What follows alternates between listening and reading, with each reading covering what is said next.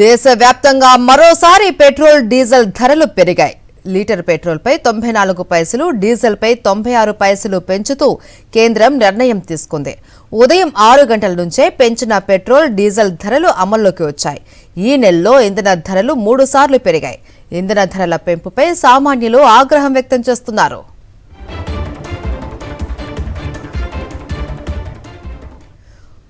మూడోసారి petrol, diesel ధరలు పెరగడంతో వాహనదారులు షాక్ కి గురవుతున్నారు.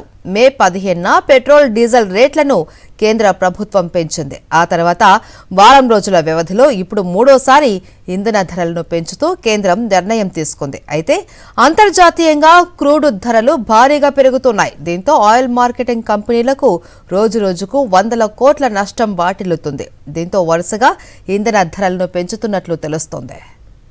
అమెరికా ఇరాన్ యుద్ధం నేపథ్యంలో అంతర్జాతీయంగా చమురు ధరలు ఆకాశాన్ని అంటుతున్నాయి. బ్రెంట్ క్రూడ్ ఆయిల్ బ్యారెల్ ధర $110 దాటింది. దీంతో మరోసారి ధరల పెంపు తప్పదు అని మార్కెట్ విశ్లేషకులు అంచనా వేశారు.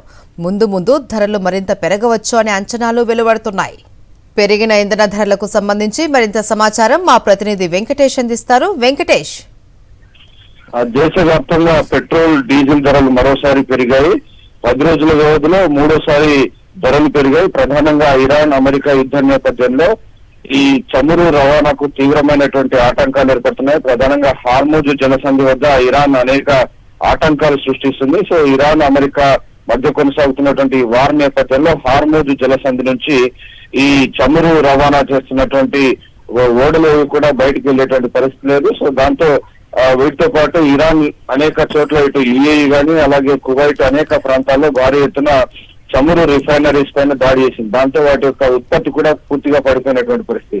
సో ఈ నేపథ్యంలో ఇప్పటికే మరో ఏడాది పాటు ఈ చమురు ఇబ్బంది ఉంటుందని ఇప్పటికే ప్రభుత్వాలన్నీ సంకేతాలు ఇస్తున్నాయి. ప్రపంచ వ్యాప్తంగా కూడా చమురు ధరలు పెరుగుతున్నాయి. సో ఆ నేపథ్యంలో ఇటు ఇండియాలో కూడా చమురు ధరలు పెరిగినటువంటి నేపథ్యంలో పెట్రోల్, డీజిల్ ధరలను ప్రతి 4 రోజులకు ఒకసారి ఆయిల్ కంపెనీలు పెంచుతున్నటువంటి పరిస్థితి మనం చూస్తున్నాం. సో ఈ రోజు తాజాగా పెట్రోల్ పైన 87 పైసలు, డీజిల్ పైన 91 పైసలు పెంచుతూ ఆయిల్ కంపెనీలు నిర్ణయం తీసుకున్నాయి. సో ఎప్పటికప్పుడు మార్కెట్ లో ఉన్నటువంటి పరిస్థితిని అంచనా వేసి దానికి అనుగుణంగా ఆయిల్ కంపెనీలు ధరలు పెంచుకునేటువంటి స్వేచ్ఛ ప్రభుత్వం కల్పించింది. సో ఆ నేపథ్యంలో రాబోయేటువంటి రోజుల్లో మరిన్ని ధరలు పెరిగేటువంటి అవకాశం కనబడుతుంది. ఖచ్చితంగా దీని ప్రభావం ఇతర రంగాలపైన కూడా పడుతుంది. ప్రధానంగా రవాణాకు సంబంధించి ఇప్పటికే ధరలు భారీగా పెరుగుతున్నాయి.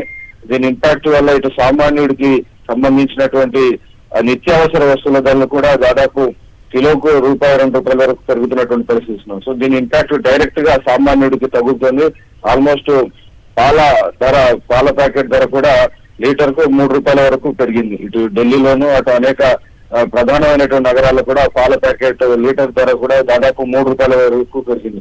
ఇలా అనేక సంస్థలు, అనేక నిత్యావసర వస్తువుల పైన దీని ప్రభావం పడుతున్న నేపథ్యంలో సామాన్యుడికి మాత్రం ఇది తీవ్రమైనటువంటి భారంగా మారింది. Right, thank you Venkatesh.